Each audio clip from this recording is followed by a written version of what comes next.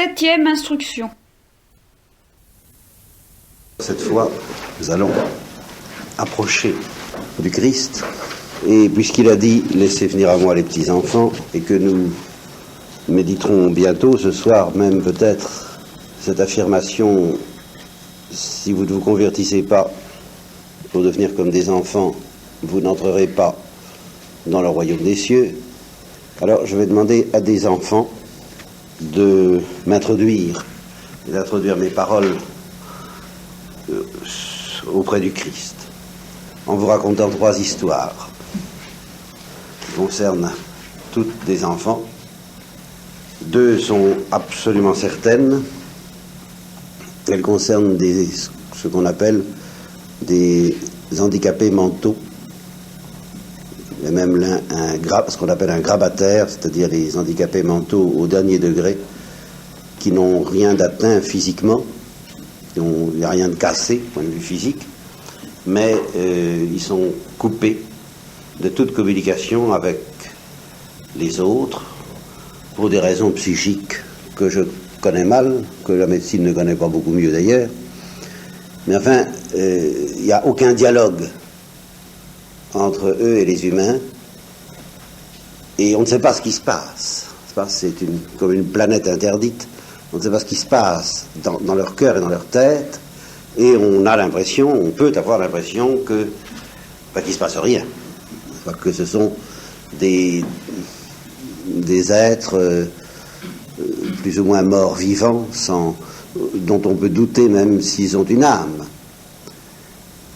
Et c'est justement à leur propos que les Occidentaux ont tendance à se demander ce que ça vaut la peine de vivre dans ces conditions-là.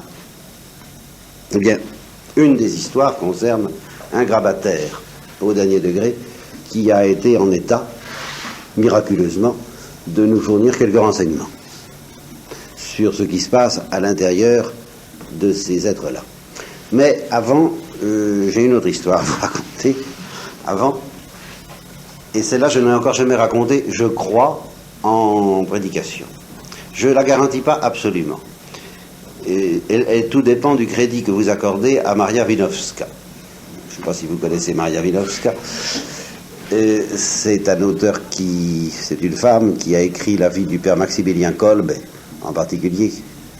Alors là, je vous recommande la lecture de cette vie du père Kolbe qu'on a appelé le fou de Notre-Dame, qui est mort à Auschwitz, en donnant sa vie pour un autre, en prenant sa place dans le bloc de la faim et de la soif, et qui est mort dans ce bloc de la faim et de la soif, où ça durait 15 jours, sans manger ni boire, et où en général il y avait des... Vous ne connaissez pas la vie du père Kolbe? Si. Oh ben alors je vous parle, je vous fais grâce. Bon. Eh bien, Maria Wieniawska a écrit ceux qui ne la connaissent pas, la vie du père Kolbe, je les encourage beaucoup à faire cette bonne lecture. Peut-être une lecture de carême, par exemple, sans me mêler des prérogatives du père prieur. Je la suggère. Bon. Et alors, elle a écrit un livre sur ce qui se passe derrière le rideau de fer. Ce qu'on appelle le rideau de fer, c'est le mur qui sépare les pays communistes des autres pays qu'on appelle libres ou capitalistes selon les goûts. Et alors, derrière le rideau de fer, il est utile de dire que la religion est persécutée et qu'on se demande, y a-t-il malgré ça une vie chrétienne qui survit à cette persécution? Et Maria Wieniawska a écrit tout un livre. Alors là, je ne peux pas vous donner la référence, je ne peux pas vous donner le titre, parce que je n'ai pas eu le livre entre les mains. C'est une carmélite qui m'a raconté cette histoire d'après le livre. N'est-ce pas? Alors, renseignez-vous, cherchez, et vous trouverez, sûrement. C'est un livre récemment paru de Maria Wieniawska sur ce qui se passe dans les pays communistes au point de vue chrétien. Alors, il s'agit donc d'une institutrice communiste, plus que laïque et obligatoire, comme je vous le disais pour l'infirmière en chef de ma mère, et qui avait décidé d'enseigner l'athéisme et surtout le refus du christianisme aux enfants. Il s'agissait de petits-enfants. Et comme il s'agit de petits-enfants, et qu'elle est allée très très loin. Cette institutrice a employé les grands moyens. Elle a employé des moyens à la fois terribles, perfides, démoniaques, et en même temps d'une certaine loyauté. Elle a mis Dieu au pied du mur. Et mettre Dieu au pied du mur à propos des enfants, c'est dangereux. Comme vous allez voir, si vous en croyez cette histoire, que moi je crois. Mais enfin, je ne peux pas vous prouver. Donc, elle a voulu faire comprendre aux enfants que les chrétiens racontent des bobards. Et qu'en particulier, quand ils appellent Dieu, eh bien, c'est de l'imagination et que Dieu ne répond pas pour la bonne raison que Dieu n'existe pas. Alors, comme c'est une institutrice, c'est des leçons de choses, c'était très précis, c'était très concret. Elle a dit aux enfants, voilà, quand vous appelez vos parents, qu'est-ce qu'ils font? Eh bien, ils répondent, parce qu'ils sont vivants. Eh bien, la petite Pauline va sortir dans le couloir, elle va aller dans le couloir, on va fermer la porte, et tous les enfants qui sont là, vous allez appeler Pauline. Alors, ils ont appelé Pauline, Pauline a entendu, elle est venue. Bon, alors vous voyez bien, quand vous appelez quelqu'un de vivant, il vient. Bon, maintenant vous allez appeler votre grand-père qui est mort. Alors, ils ont appelé, je sais pas, un parent qui était mort, il n'est pas venu. Bon. Alors, vous voyez, il n'est pas vivant. Et puis maintenant, vous allez appeler Jésus-Christ. Voilà. Alors, ils ont appelé Jésus-Christ et il est venu. Voilà l'histoire. Quand la carmélite m'a raconté ça, je me suis dit, mais qu'est-ce qu'elle est devenue, l'institutrice? Je me suis demandé ce qu'elle avait pu devenir. Et j'avais du mal à croire cette histoire. J'avais encore du mal à y croire. Parce que je me disais, enfin, elle ne s'est pas convertie. M'étonnerait qu'elle soit convertie. Ça m'étonnerait non plus que ça ne lui a rien fait du tout. Alors j'ai la prieure du Carmel qui m'a raconté ça, m'a parlé de ceci, de cela, enfin, elle m'a fait des commentaires sur ses enfants, je ne sais pas, enfin, et je retenais toujours ma question, je me disais, mais l'institutrice, qu'est-ce qu'elle est devenue? Alors j'ai attendu 5 ou 10 minutes, comme ça, ça arrive quelquefois qu'on est obligé d'entendre.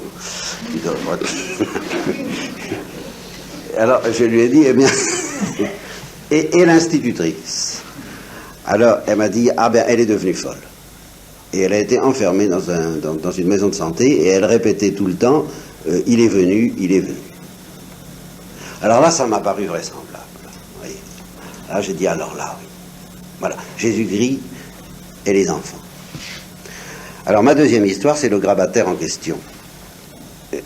Alors celle-là, j'ai des sources très précises. C'est une autre prieure de Carmel, mais elle la tient d'un prêtre parisien qui, lui, a la conviction que je partage, que non seulement ces enfants ont une âme, mais qu'ils ont une vie intérieure. Et qu'on pourrait fonder un ordre religieux, avec des handicapés mentaux, et même avec des grabataires. Et alors il fonde sa conviction sur cette histoire. Quelquefois, il meurt assez jeune, et celui-là est mort à l'âge de 12-13 ans. Mais quelques mois ou quelques semaines avant de mourir, il a reçu miraculeusement, comme le don non pas le don des langues, mais le don de la langue, le pouvoir de parler, de comprendre. Enfin, il a reçu l'intelligence normale. Il a été guéri de ce point de vue-là. Et il a pu parler. Et alors, il a dit ce qui se passait au fond de son cœur, et il a dit au prêtre en question, mais j'ai toujours été avec Dieu. J'ai toujours été en paix. J'ai toujours été dans la joie. Et je me suis donné à lui totalement.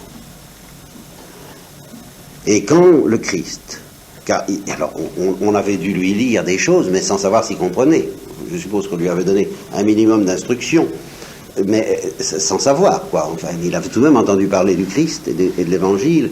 Et il a dit, quand le Christ dit « Bienheureux les pauvres en esprit, c'est à nous d'abord, et par-dessus tout qu'il a pensé. » Et tous mes frères, enfin, tous ceux qui sont comme moi sont pareils, je le sais, je le sens, je suis en communion avec eux. Puis il est mort.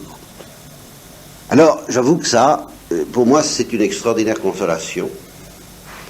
D'abord parce que nous sommes tous des hommes de peu de foi. Et que, je vous ai dit tout à l'heure, exprès, on peut se demander s'ils ont une âme, s'ils sont des hommes.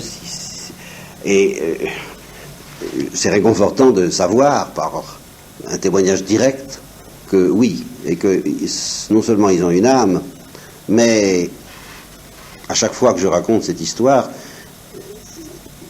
j'ajoute la souffrance, ça me fait très peur, je ne me sens pas doué pour le martyre, je suis comme Marie, la sœur de Thérèse, qui a été un peu effrayée devant ses désirs du martyr, mais cette absence de tentation, qui est la contrepartie de la pauvreté d'esprit, de cette pauvreté des handicapés mentaux, eh bien, ça me fait envie. Je vous avouerai que je paierais volontiers, si c'était la volonté de Dieu, hein, je voulais comme ça, bon. Mais enfin, ça ne me gênerait pas, là, alors, d'appuyer sur un bouton pour devenir comme ça. Ça me fait envie. Et c'est tellement vrai que ça me fait envie, parce que c'est que avant même, on m'a raconté cette histoire précisément, la prière du Carmel m'a raconté cette histoire précisément parce qu'elle savait que ça me plairait. Hein? Et elle m'a dit, quand il m'a raconté ça, j'ai pensé à vous. Ça m'a fait plaisir. Vous voyez.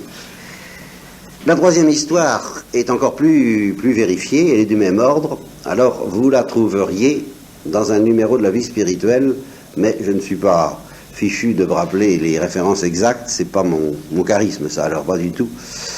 Je sais que j'ai trouvé l'article et je l'ai lu, après qu'il m'avait été signalé.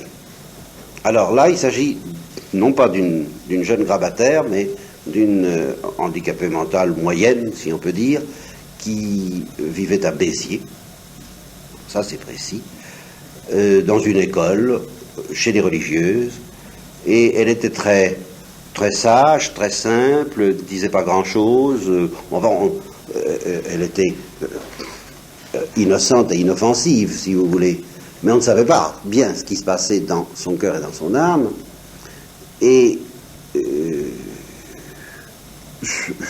non, elle ne manifestait rien d'extraordinaire, et puis alors, elle a eu un accident en transportant, pour rendre service d'ailleurs, une bouteille de pétrole, la bouteille a pris feu, et la fille avec. Et elle est devenue une plaie vivante. C'est-à-dire, elle est devenue du charbon de bois. Enfin, littéralement. On l'a transportée à l'hôpital pour essayer de la sauver. Il a fallu l'opérer, je ne sais pas ce qu'on lui a fait pour essayer. Mais ce qui est certain, c'est que le chirurgien n'a pas trouvé 1 cm² de peau où mettre une aiguille pour faire l'anesthésie. Donc, elle n'a même pas été anesthésiée. Eh bien, là, je ne peux pas dire que j'ai envie, n'est-ce pas? Mais tout de même, le témoignage qu'elle a donné à partir de ce moment-là me paraît à certains égards quelque chose de plus facile, vous allez voir pourquoi, que Thérèse de l'Enfant Jésus, parce que, comme pour l'enfant dont je vous ai parlé tout à l'heure, il n'y a pas l'ombre d'une tentation. Alors, elle a explosé, elle aussi, mais de joie. Et on venait la voir, enfin tout l'hôpital était comme ça, tout l'hôpital s'est converti en la voyant. On venait la voir, elle s'occupait de vous. Bah, c'était un espèce d'amas horrible, et en même temps, le médecin lui-même dit, elle était belle. Elle était belle, il y avait quelque chose qui passait dans son regard, elle disait, asseyez-vous, vous êtes bien assis, enfin, ouais, elle s'occupait de ça, et puis elle disait, on va jouer.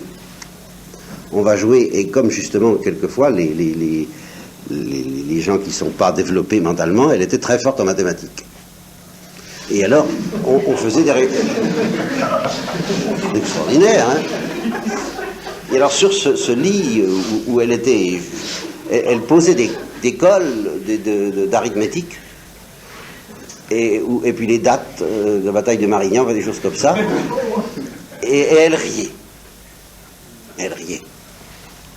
Et un jour, le médecin se dit, il va falloir l'amputer pour essayer de la sauver, parce que c'était pas sauvé. D'ailleurs, finalement, on ne l'a pas sauvée. Mais on va pas pouvoir, là encore, on va pas pouvoir faire d'anesthésie. Alors il hésitait à lui en parler. Et elle l'a vu venir, elle lui a dit, en rien, je sais ce que vous allez me dire, Jésus m'a demandé si... Oui, Jésus, vous voyez, voilà. Il m'a demandé si je voulais lui donner une jambe. Je lui ai dit les deux si tu veux, ça fait rien. Alors c'est ça que vous voulez faire, hein. Bon ben allez-y. Alors le médecin, bon. Et alors la religieuse lui a dit, est-ce que ça te ferait plaisir, elle pensait bien qu'elle allait mourir, alors elle lui a dit, est-ce que ça te ferait plaisir d'aller au ciel? Alors elle a encore ri. Elle lui a dit cette chose. Alors c'est là où je dis vraiment, moi, ça devient facile. À ce degré-là, mais c'est un genre de facilité très spécial, comme vous voyez. Hein. Elle lui a dit, bah, si je suis sur la terre, je suis avec lui. Si je suis au ciel, je suis avec lui. Bah, c'est pareil, c'est comme il voudra. Alors, voilà. Vous comprenez, je préfère m'abriter derrière ces enfants pour vous parler du Christ. Parce que là, eux, ils savent. Bah, moi, je ne sais pas. Pourquoi je ne sais pas? Ben, je ne sais pas parce que je ne suis pas un enfant. Je suis un disciple du Christ.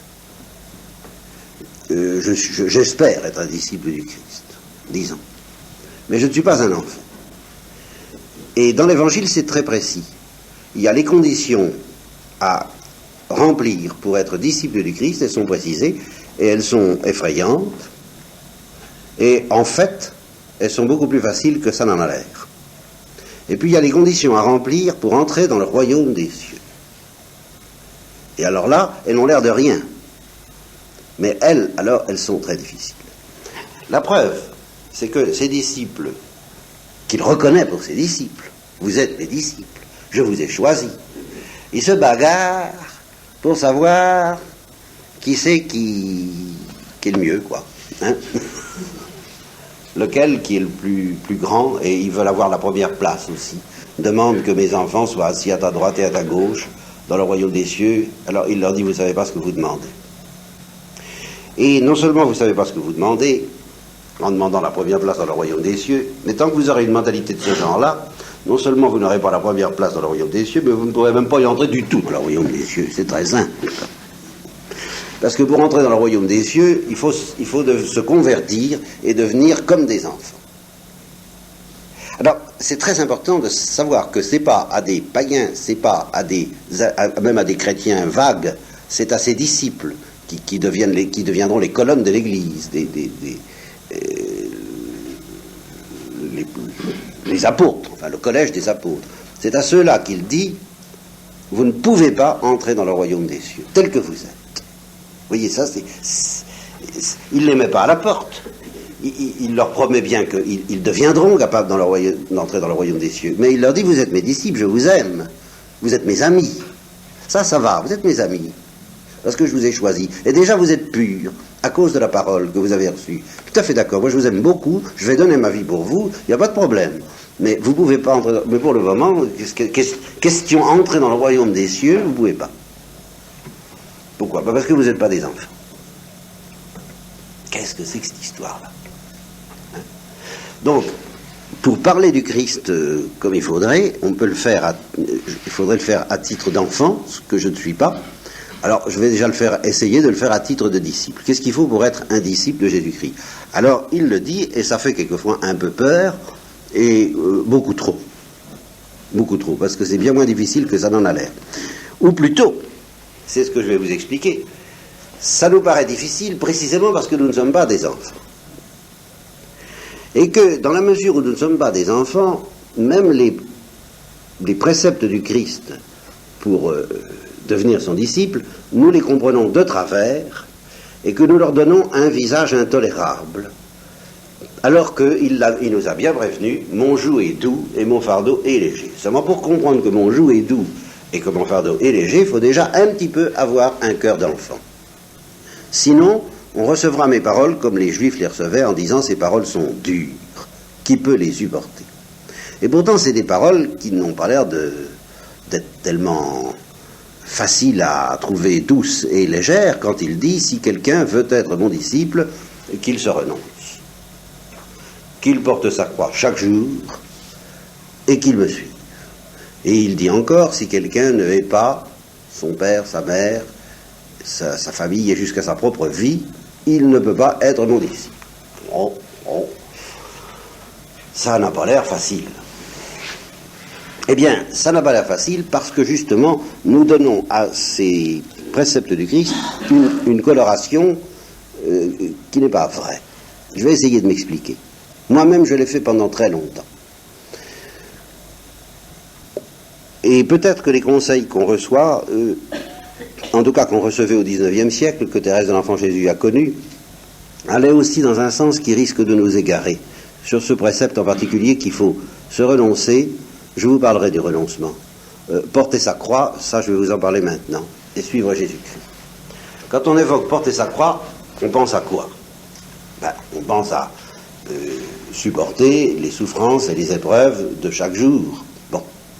Mais il y a plusieurs manières de supporter les souffrances et les épreuves. Nous, tout de suite, qu'est-ce qu'on voit? On voit quelque chose un peu peut-être comme la petite fille que je viens d'évoquer, ou bien comme les martyrs, ou alors, à défaut, ce qu'on appelle, si vous voulez, les gens courageux et les gens généreux. On dit, il faut porter sa croix, mais attention. Il faut la porter courageusement et généreusement. Autrement dit, parce que nous n'avons pas le cœur pur et parce que nous ne sommes pas des enfants, inconsciemment, ce que nous voudrions, c'est porter notre croix admirablement. Voilà. Et alors ça, on ne s'en sent pas capable, bien sûr. Mais ça c'est pas le Christ qui nous le demande, ça. C'est notre orgueil. Voilà. On entend admirer ceux qui portent leur croix avec courage et avec générosité, et on se dit, voilà ce qu'il faudrait faire, et on s'oblige soi-même, on exige de soi-même des choses que le Christ n'exige pas du tout. À savoir, d'être admirable, on ne dit pas admirable parce qu'on ne veut pas employer ce mot-là, mais enfin on dit il faut être généreux, il faut être courageux, et moi je souffre très mal, je souffre, en un mot, je souffre lamentablement.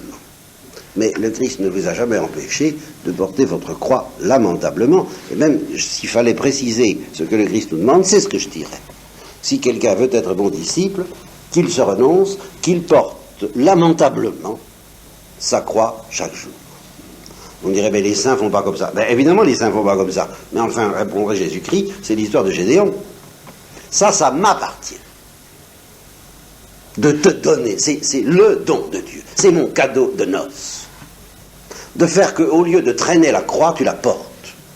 Et un cadeau encore plus beau, c'est de faire que non seulement tu portes la croix, mais que ce soit la croix qui te porte. Après que tu l'auras traîné lamentablement le temps que je veux, le temps que ça me plaît. C'est comme ça. Voilà. Il faut être à l'école avant de s'envoler. Eh bien, quand tu auras assez longtemps porté ta croix lamentablement, eh bien, un jour tu t'envoleras et tu la porteras, non pas admirablement, je ne dirais même pas joyeusement, mais avec paix, avec patience, et il faut bien dire le mot, car il est dans l'Évangile, alors celui-là, avec douceur, car mon joug est doux et mon fardeau léger. Mais ça, tu le connaîtras lorsque tu auras accepté justement de renoncer à ce que ce soit admirable, à ce que ce soit généreux, à ce que ce soit courageux, à ce que ce soit agréable à tes propres yeux de pouvoir te dire « Ah, tout de même, ça va pas mal, je souffre, mais je vous offre tout ça, mon mieux. » Eh bien, tu vas renoncer à ça. Et là, j'ai tout de même quelqu'un, justement, la spécialiste de l'esprit d'enfance, pour appuyer ce que je vous dis là, car c'est une autre manière de vous donner la parabole, c'est une véritable parabole de l'escalier et de l'ascenseur. Voyez, Dieu nous demande évidemment des choses qui paraissent assez étranges, mais il faut bien les comprendre. Et comme je vous l'ai dit au début, ce qui est difficile, comme c'est une question d'humilité, ce qui est difficile, c'est pas de pratiquer, c'est de comprendre. Et je vais préciser le tableau avec, j'espère, en mettant tous les points possibles sur tous les i nécessaires. Ou tous les points nécessaires sur tous les i possibles. Voilà, vous êtes au pied d'un escalier, et Dieu est en haut, ou le Christ, ou la Sainte Vierge. Et il vous dit, viens. Bon. Alors, si vous êtes un très gros débutant, comme il ne veut pas vous décourager, mettons que l'escalier comporte 50 marches, bon, eh bien vous vous lancez de toutes vos forces et vous arrivez à 10 ou 11, Pas mal, ma foi, vous y arrivez. Hein. Mais ça a plutôt tendance à se ralentir au fur et à mesure que vous montez. Ce qui est normal, quand on monte un escalier, moi en tous les cas, maintenant que j'ai passé 50 ans, on sent son cœur qui est fatigué, le premier étage ça va encore, hein, mais le second c'est déjà moins bien. Eh bien c'est un petit peu ce qui se passe pour l'escalier de la perfection et de la recherche du Christ et de porter sa croix, puisque c'est toujours là-dessus que nous sommes, c'est une digression sur porter sa croix, et nous allons y rester un certain temps. Alors, on monte 10, 11, 12 marches, ça va encore, 13, 14, 15, 16, 17, ça se ralentit sérieusement, et 18, on sent, 19, on sent on va être en panne, n'est-ce pas? Et alors là, on commence à se décourager et à se demander, mais enfin, qu'est-ce que Dieu attend pour m'aider? Il m'a promis sa grâce, ça n'a pas l'air de venir souvent. Hein? Et non seulement ça n'a pas l'air de venir souvent, mais ça vient de moins en moins. Au début, ça marchait encore. Mais maintenant, j'use mes forces, et puis c'est plus brillant du tout. Hein. J'étais généreux, je ne suis plus généreux. J'étais courageux, je ne suis plus courageux. Vous voyez? Alors ça, et alors petit à petit, vous en arrivez à l'immobilité. Et au moins apparente. Et la grande crise de la vie spirituelle se joue peut-être à ce moment-là. Le tournant entre ceux qui persévèrent et ceux qui ne persévèrent pas, c'est le petit drame qui a lieu lorsque on arrive à l'immobilité. C'est-à-dire qu'on s'aperçoit, ce que dit Thérèse de l'Enfant Jésus, qu'on ne va même pas franchir une marche. Alors, dans ces cas-là, ou bien on désespère et on abandonne la partie, c'est la grande tentation où le démon nous attend, j'y arriverai pas, j'ai espéré, j'ai cru, ça vient pas, sa grâce ne vient pas, ou bien moi je suis pas si généreux que je pensais, je peux pas, c'est trop fort pour moi, bonsoir, allez chercher quelqu'un d'autre, bon. Alors à ce moment-là, Dieu répond, par la voix de Thérèse, par la voix de l'Évangile, il dit, mais écoute, tout ce que je te demande, c'est de lever ton petit pied. Même si tu ne franchis pas une marche, ça n'a pas d'importance. Alors, réponse, alors à quoi ça sert? Ben, ne t'inquiète pas, continue à lever ton petit pied, sans franchir une marche peut-être, et puis dans quelque temps, quand je trouverai que tu as suffisamment mariné comme ça dans l'acceptation de ton impuissance, je t'enverrai l'ascenseur. L'ascenseur dont parle Thérèse de l'Enfant Jésus. Alors à ce moment-là, tu te retrouveras en haut de l'escalier comme ça. Parce que tu sauras, c'est comme l'histoire de Gédéon. Hein, si je te laisse franchir l'escalier en t'aidant de ma grâce, marche par marche, quand tu arriveras en haut, tu croiras que c'est toi qui n'as qu'à monter l'escalier. Je veux pas. Je suis jaloux de ma gloire. Alors je vais te laisser mariner au pied de l'escalier, que ce soit la 17e marche ou la première, ça revient au même. Tu vas lever ton petit pied comme ça. Hein, et puis, quand je trouverai que tu es à point, que tu es mûr, que tu as suffisamment macéré, vous voyez, les macérations, c'est ça que ça veut dire, vous voyez, que tu t'es suffisamment assoupli à te décourager de toi-même et à garder confiance en moi, eh bien, je t'emporterai dans mes bras, c'est-à-dire l'ascenseur divin, et alors là, tu reconnaîtras que c'est moi qui ai tout fait. Alors, objection. Eh bien, si c'est ça, d'accord, Seigneur, tout à fait d'accord, c'est un programme auquel je me rallie, puisque c'est le vôtre. Mais alors, dans ce cas, tant qu'à faire, parce que moi je suis un homme efficace, je trouve que c'est idiot de lever son petit pied pour rien faire, alors je m'assieds au pied de l'escalier, j'attends l'ascenseur. Vous voyez pas que c'est mieux? Bon, et alors, c'est une autre tentation qui est une autre forme du désespoir, au fond, ou du découragement, mais qui repose sur... La question qu'on pose là est très profonde. Parce que ça consiste à dire à Dieu, mais enfin, à quoi ça sert? Quelle différence est-ce qu'il y a entre quelqu'un qui s'assied au pied de l'escalier, comme ça, en disant, bon, eh ben ça va, j'attends, hein, puisque j'arrive à rien, puis quelqu'un qui lève son petit pied et qui ne franchit pas une marche. Vous ne croyez pas que c'est plus confortable quand même d'attendre l'ascenseur assis, n'est-ce pas?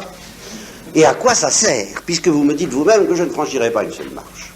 Et alors la réponse de Dieu, ça je voudrais, si vous pouviez retenir ça de toute la retraite, Parce que ça, la réponse, je vous dis que c'est la réponse de Dieu parce que je l'ai écouté de la bouche de l'Église, de la bouche de Thérèse, de la bouche de l'Évangile, de la bouche de tous les saints, et de Saint Paul, que je vais amener tout de suite là, en renfort, vous allez voir.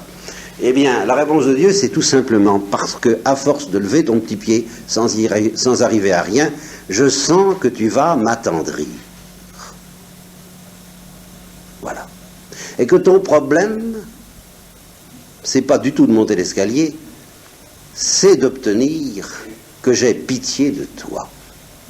Si tu t'assieds et que tu attends l'ascenseur, j'aurai pas pitié de toi parce que je te verrai pas malheureux de ne pas y arriver. Si tu gravis l'escalier, tu fais un effort et puis tu franchis les marches à la force du poignet, j'aurai pas pitié de toi non plus. Parce que je verrai que tu fais des efforts, mais en fait, ils sont couronnés de succès. Tu reçois ta récompense. Mais si tu lèves le pied indéfiniment parce que tu as confiance qu'un jour mon prince viendra, comme chantait Blanche-Neige, n'est-ce pas? Un jour mon sauveur viendra. Je sais que mon avocat est auprès de Dieu, comme disait Job, et que tu me montres par ce geste inefficace, apparemment, stérile, mais que tu me montres que tu gardes confiance en moi, que tu gardes le désir et que tu gardes l'espoir que je vais venir te tirer de là, eh bien, mais mon cœur va être touché. Or, je vous dis que je vous amène Saint Paul en renfort tout de suite, il ne s'agit pas, dans la perfection chrétienne, il ne s'agit pas d'effort ni de record, mais de Dieu qui s'attendrit. Voilà notre vrai problème. Et pour obtenir que Dieu s'attendrisse, justement, il ne s'agit pas de faire gna gna gna gna, je suis malheureux, ça va pas, ou de s'attendrir sur soi-même, ni d'attendrir les autres sur soi-même. Il s'agit d'attendrir Dieu. Et Dieu, il ne se laisse pas tromper au jérémiade et à la fausse monnaie, n'est-ce pas? Il faut être vraiment pauvre. Mais qu'est-ce qu'il y a de plus pauvre et de plus authentiquement pauvre que quelqu'un qui essaie de tout son cœur de porter sa croix, généreusement, et qui n'y arrive pas? Voyez? Alors les non-pauvres, nous allons y revenir sur les non-pauvres, sur les riches. Ce sont ceux qui, justement, ou bien veulent bien porter leur croix, mais à condition d'y arriver, eh bien, ils ne sont pas pauvres. Ou bien ils ne veulent pas porter leur croix puisque ça ne sert à rien. Les seuls vrais pauvres, ce ne sont pas des gens qui se la coulent douce, comme les quiétistes, en attendant que ça vienne. Ce sont vraiment des gens qui essaient. Mais qui essaient pour montrer leur amour et non pas pour réussir. Ça, je reconnais que c'est calé en un sens. Faut le faire, comme on dit. Mais c'est calé à l'envers. Vous voyez, c'est un peu un jeu de qui perd gagne. Il faut faire des efforts, il faut épuiser ses forces. Il s'agit de se donner, en effet, d'épuiser ses forces, de faire tout mais pour rater tout. Non pas qu'on essaie de rater, on essaie bien de réussir. Mais on sait, on est conscient, on comprend de mieux en mieux et on accepte de plus en plus que nos forces se dépensent pour rien, en pure perte. Et en réalité, ce pour rien et ce en pure perte, c'est ce qu'il y a de plus précieux aux yeux de Dieu parce que c'est justement le chant de notre amour. Vous pouvez me dire à quoi ça sert la liturgie?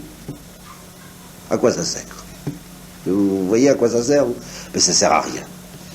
Et c'est pour ça que c'est beau. La musique, vous voyez à quoi ça sert la musique? Mais ça sert à rien. Mais ça sert à chanter, justement. À exprimer son cœur. Eh bien, vous voyez, quand on joue, c'est pas pour obtenir un résultat, c'est pour jouer. Quand on chante, c'est pas pour obtenir un résultat, c'est pour chanter. Eh bien, quand vous portez votre croix lamentablement, c'est pas pour obtenir un résultat, c'est pour chanter. C'est pour chanter votre amour. Et alors là, il y a une bataille entre Dieu et vous, parce que pendant des années et des années, je suis très très bien placé pour le savoir, on dit qu'on porte sa croix pour chanter, et puis va te promener. On porte sa croix comme on fait tout le reste pour obtenir des résultats. On veut que ça paye. Puis ça paye pas, alors on est découragé. Voyez? Et c'est là que Dieu et le démon nous attendent. Le démon, pour nous décourager définitivement, nous suggérait d'abandonner la partie, et Dieu pour obtenir que, enfin, nous continuions, mais uniquement comme les apôtres après la nuit où ils avaient péché sans rien prendre, sur ta parole. On n'espère plus prendre de boisson, c'est fini. C'est fini. Bon, alors il y a de même dans la recherche de la perfection, de la fidélité monastique, de porter sa croix, il y a un plafond, on a atteint un certain plafond. Et ça, c'est comme ça pour tout le monde. Il y a un moment où tout le monde atteint son plafond. Il est plus ou moins élevé, puis après. Hein.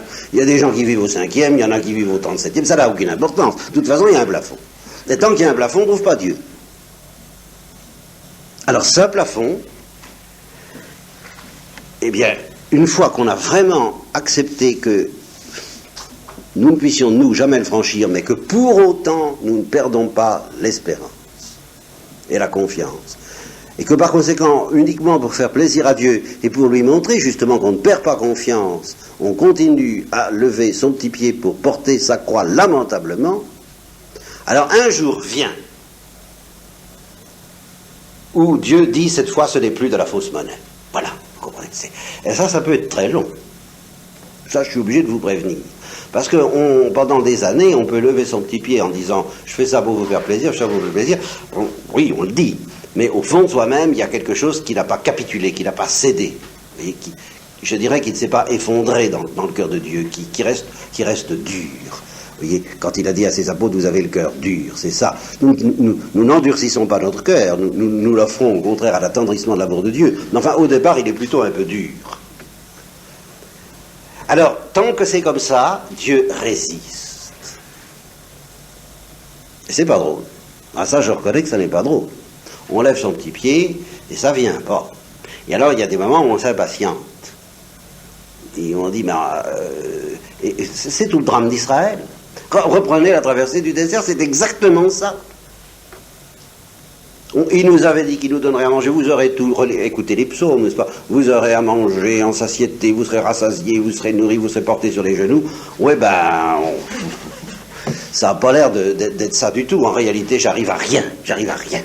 Et oui, tu n'arrives à rien parce que, justement, tu n'es pas encore assez pauvre, assez décanté, assez découragé de toi, mais en gardant confiance en Dieu pour attendrir le cœur de Dieu.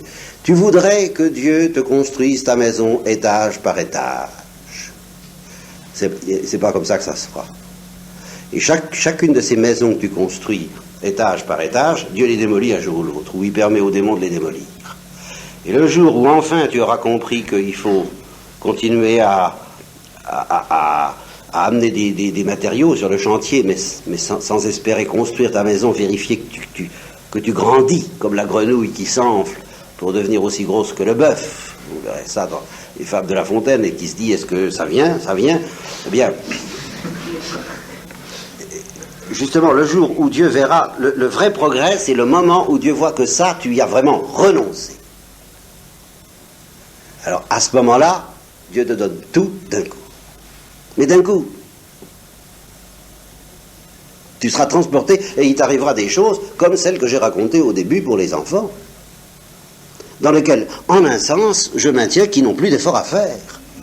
Je suis plus qu'à plat ventre devant la souffrance de cette petite fille, mais je dis qu'en un sens, elle était au-delà des combats, plus même que Thérèse de l'Enfant Jésus vers la fin de sa vie, parce que Thérèse, Dieu lui a demandé presque plus, en lui demandant de connaître toutes ces tentations de doute et de désespoir qui ont été beaucoup plus lourdes. Il n'y a pas, ce qui est impressionnant dans cet enfant, et qui est la rançon justement de la souffrance physique terrible que Dieu lui a demandé de porter, c'est cette absence de difficulté dans la joie.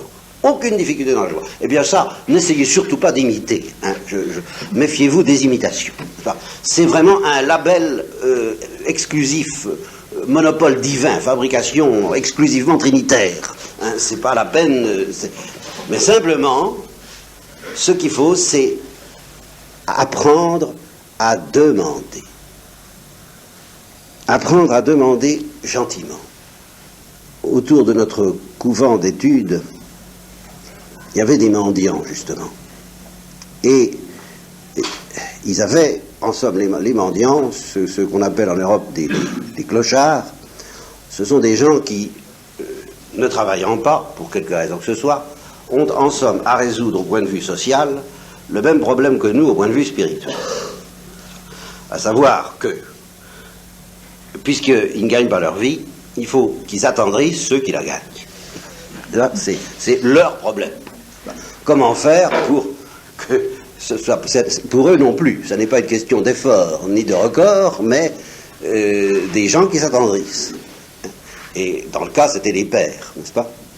Et alors, un de nos pères nous disait, c'était justement le frère du père Marie-Dominique Philippe, que vous connaissez, et il nous disait, enfin c'est extraordinaire, il nous raconte de ces histoires, pour nous attendrir, mais de ces histoires extraordinaires. Enfin vraiment, ils ont eu tous les malheurs, ils ont eu toutes les vertus, ils sont des saints, c'est merveilleux, c'est inouï. Alors ça ne nous attendrit pas du tout, parce que c'est pas vrai. Hein? Et s'il nous disait, je suis alcoolique, je suis lamentable, je n'ai plus le courage de gagner ma vie, je suis découragé, alors ça nous attendrirait. Parce que ce serait vrai. Vous voyez? Eh bien, vis-à-vis de Dieu, au fond, dans notre prière, pendant longtemps, nous lui racontons aussi de belles histoires, comme quoi nous l'aimons, comme quoi nous avons confiance en lui, comme quoi nous croyons en lui. Et c'est un peu vrai, si vous voulez. Mais c'est beaucoup moins vrai qu'on croit. Et alors ça n'attendrit pas beaucoup. Vous voyez? C'est ça qui est embêtant. Je ne dis pas que ça lui déplaît. Je dis, mon Dieu, je vous aime. Bon, évidemment, puisqu'on est sur la question de l'ascenseur, quand on dit à Dieu qu'on l'aime, quand on lui donne les forces, les belles forces qu'on a, ben, on renvoie l'ascenseur. C'est-à-dire, c'est une expression française pour dire, on lui rend ce qu'il nous a donné, mais on ne lui donne rien. Ça ne l'intéresse pas tellement, vous savez, ces belles choses qu'on voudrait lui donner. Parce que, c'est pas que c'est pas beau, mais ça, il peut les fabriquer comme il veut. Le jour où il voudra nous donner un désir du martyr, mais alors, mais en 5 minutes, ça peut être fait. On peut sortir de là, avoir envie d'aller se précipiter en Chine où vous voudrez, comme Thérèse d'Avila, à 5 ans, avait envie d'aller justement du côté de l'Espagne où il y avait des persécutions pour recevoir le martyr. Mais ça, Dieu peut faire ça quand il veut. Ça pose pas de problème pour Dieu, ça. Ça, c'est pas difficile. Mais ce qui est difficile, c'est que justement, on apprenne à lui dire au contraire, mon Dieu, je vous aime pas. Mon Dieu, je crois pas en vous. Mon Dieu, j'espère pas en vous. Je sais pas ce que c'est que de prier. J'ai même pas commencé à faire des efforts un peu sérieusement. Je découvre de plus en plus à quel point j'étais dans l'illusion sur moi-même. Ou si j'étais pas dans l'illusion, eh bien j'aurais voulu être dans l'illusion. Pas. Au fond, c'est ça les gens qui sont mécontents d'eux-mêmes. Ils sont pas dans l'illusion, ils voient bien que ça va pas. Mais ils se voudraient que ça aille. Ils consentent pas.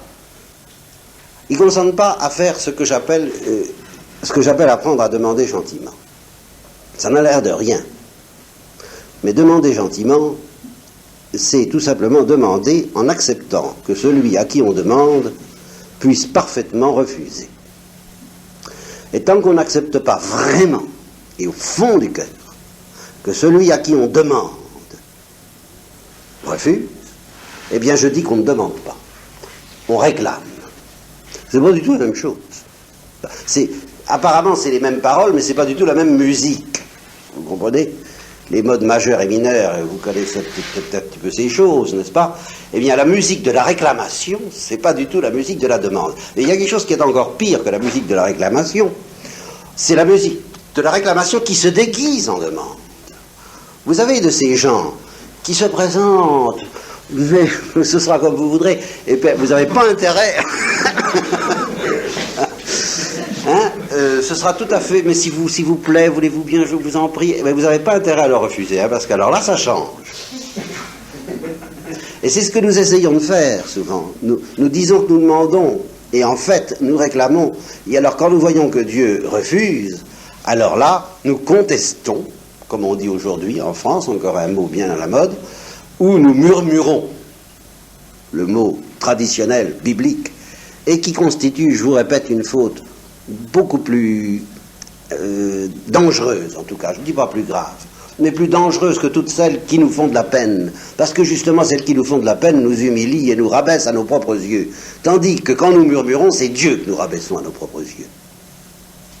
Alors je prends un petit exemple très bête pour vous montrer ce que je veux dire, et comme c'est simple, mais comment ces choses simples justement ont du mal à entrer en nous. Voilà l'enfant qu'en France on appelle souvent Toto, n'est-ce pas, et qui demande la salière à sa mère. Bien. Et alors comme Toto est très instruit, il dit à sa mère, donne-moi la salière. Et sa mère lui dit, tu pourrais pas prendre un autre ton pour me demander la salière? Non, j'ai pas besoin de prendre un autre ton pour te demander la salière, parce que tu m'as mis au monde, moi j'ai rien demandé, hein. Bon. Alors, tu dois me nourrir. C'est ton devoir de mère. Alors donne-moi la salière. Alors qu'est-ce que répond la mère si elle est... en France, je ne veux pas avoir l'air de caricaturer, mais enfin la plupart des mères acceptent ce raisonnement et capitulent. Mais si c'est une vraie mère qui ne capitule pas comme ça, elle lui dit, c'est vrai, je te dois la salière, mais je te dois aussi quelque chose de bien plus important que la salière, c'est d'apprendre à dialoguer avec amour et avec gentillesse avec ta mère. Par conséquent, à cause de ça, pour t'apprendre le plus important et pour te donner le plus précieux, quand tu me demanderas gentiment la salière, en acceptant que je ne te la donne pas, sans faire une scène, et que tu me dises vraiment, si tu veux bien, maman, s'il te plaît, me donner la salière, quand tu feras ça, eh bien je te la donnerai. Alors, Toto dit, bon, ça va, j'ai compris. Si tu veux bien, maman, je veux bien donner la salière. Bon. Non, c'est pas ça. Mieux que ça. Le ton n'y est pas. C'est pas tout à fait le dièse ou le si bémol. Vous voyez ça, c'est ça. Alors, quand il s'agit des choses de la vie humaine, ça peut durer 1 heure ou 2.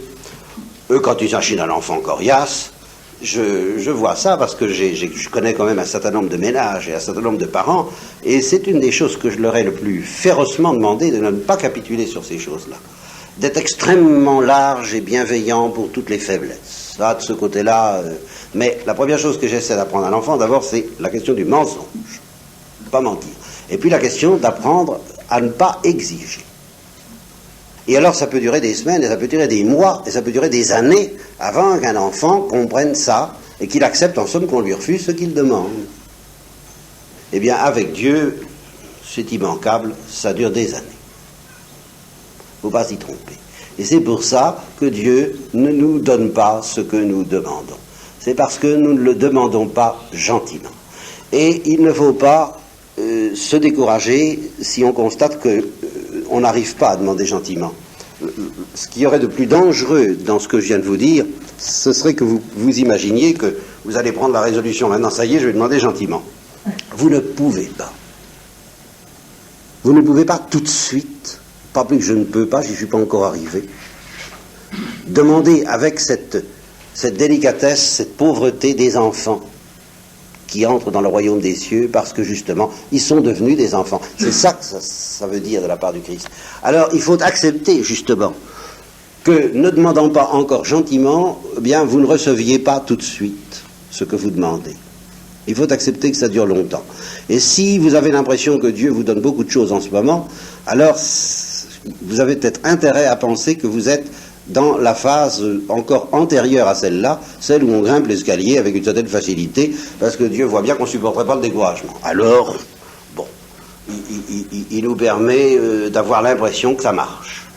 Mais si vous entrez dans cette phase où on est tenté de se décourager parce qu'on se dit, ben non, ça ne marche pas, ça ne marche décidément pas, et j'ai beau demander à Dieu, comme saint Paul, ôte-moi cette tentation, eh bien Dieu répond, ma grâce te suffit. Ce qui ne répond pas du tout à ce qu'on espérait, parce qu'enfin il nous a promis de nous délivrer, il ne nous délivre pas. Délivre-moi de cette impuissance qui fait que je traîne ma croix lamentablement au lieu de la porter glorieusement, enfin convenablement. Délivre-moi, et il répond, ma grâce te suffit. Alors pourquoi il répond, ma grâce te suffit? Eh bien, je vous répète, parce que le ton n'y est pas encore. Et qu'il faut accepter que ça prenne peut-être encore des années avant que passe l'ascenseur. Qu'est-ce que vous voulez? Et je termine cette instruction sur cette image des Juifs au mur des lamentations. La prière, tu vois, c'est un peu la plus belle image de la prière. Ce sont ces hommes qui s'appuient sur le mur des lamentations et qui gémissent et qui attendent. La prière des prisonniers. Je me rappelle avoir entendu un négro spirituel qui s'appelle Heaven, en anglais, ça veut dire le ciel, et c'est un négro spirituel chanté par des prisonniers et qui regardent le ciel. voyez. Ben, à force de regarder le ciel en ayant de plus en plus conscience qu'il n'y a pas d'escalier, effectivement, il n'y a pas de chemin. Il n'y a pas de chemin pour y arriver. Et cependant, il ne faut pas désespérer. Eh bien, ça vient. Et je termine sur une petite parabole qui m'a été fournie par un monsieur qui travaille dans les pétroles, figurez-vous. Ce qui veut dire que, ma foi, quelquefois, même en Occident, même dans l'industrie, et dans ces choses assez abominables qui font qu'on a beaucoup de mal à penser à Dieu, eh bien, on trouve des choses merveilleuses. Quand cet homme m'a passé ses notes, en me disant, voilà, vous verrez un peu l'état de mon âme à travers ça. Et quand j'ai lu ça, j'ai été ébloui. Et c'est le résumé de tout ce que je viens de vous dire. Il dit ceci, je cite de mémoire à peu près, quoi. Il dit, la porte qui ouvre sur le royaume, sur la vie éternelle, est là. Vous voyez, bah, cette porte-là, par exemple. Ça fait 20 ans qu'elle est là. Et ça fait 20 ans que je me précipite dessus de toutes mes forces pour l'enfoncer. Bam, hein, de toutes mes forces. Et je sais très bien que je ne l'ouvrirai pas, mais c'est plus fort que moi. Je veux entrer dans le royaume. Et c'est un homme qui est possédé par le désir de Dieu. Vous savez, comme je voudrais que tous les religieux et religieuses le soient. Hein. Et c'est un père de famille. Et il vous dit, il est dans les affaires, enfin, à sa place, modeste, mais enfin, il est tout de même dans l'engrenage de cette civilisation qui ne mène pas à Dieu, moins qu'on puisse dire. Eh bien, il dit donc, je fonce, c'est plus fort que moi. Ça fait des années que je fonce. Alors à force de foncer sans ouvrir la porte et en sachant très bien que je ne l'ouvrirai pas, eh bien je me fatigue. Et alors, je ne fonce plus, mais je pousse. Je pousse et puis je m'appuie dessus. Vous voyez, le mur des lamentations. Je m'appuie dessus pour me reposer en demandant à Dieu d'avoir pitié de moi, mais je pousse quand même encore un peu. Et puis de temps en temps, je m'effondre. Je m'effondre au pied de la porte en question. Mais je pousse quand même encore un peu. Et ça va durer encore, je ne sais pas combien de temps, jusqu'à ce que j'arrive à accepter de vivre vraiment ce que je sais depuis longtemps, mais que je n'arrive pas à accepter vraiment, cette vérité extraordinaire. Et n'en riez pas trop parce que c'est poignant au fond, à savoir que la porte s'ouvre dans l'autre sens. Et c'est de pousser pour l'ouvrir, mais elle s'ouvre comme ça. Alors, tant qu'il pousse, ben justement, il l'empêche de s'ouvrir. Et je sais que Dieu est par derrière, qui de son côté pousse, mais avec sa douceur, un murmure doux et léger, pour ouvrir la porte. Il suffit d'un souffle pour qu'elle s'ouvre. Mais il faudrait que je cesse de pousser pour l'ouvrir dans le mauvais sens. N'est-ce pas? Et je cesse pas, c'est plus fort que moi. Alors, évidemment, ça ne s'ouvre pas. C'est encore la parabole de l'ascenseur, vous voyez. C'est que nos efforts même ont quelque chose d'âpre, de violent, de revendicateur, qui pousse la porte dans le mauvais sens. Et tant que ça ne sera pas entièrement fondu, eh bien, nous empêchons Dieu d'ouvrir la porte et de nous prendre dans ses bras et de nous emporter dans son amour. Mais sachez que quels que soient vos désirs, Dieu a un désir infiniment plus grand que vous de vous prendre dans ses bras et de vous emmener dans l'ascenseur. Infiniment plus grand. Seulement ce désir, il n'a qu'un défaut par rapport au vôtre, c'est qu'il est patient. Alors il a le temps, il a même l'éternité. Alors évidemment, alors il attend que vous ne poussiez plus, n'est-ce pas? Et que vous restiez à gémir, mais attention, il ne s'agit pas de se retourner de l'autre côté pour regarder d'autres portes qui seraient peut-être plus intéressantes, ou pour dire, bon, ben ça va, elle ne s'ouvrira pas. Il ne s'agit pas de lui tourner le dos à la porte, non, il s'agit de lui laisser la place de s'ouvrir et de la regarder en gémissant et en apprenant tout simplement à dire avec l'Église, mais il faut des années pour ça, Seigneur, aie pitié, Kyrie eleison.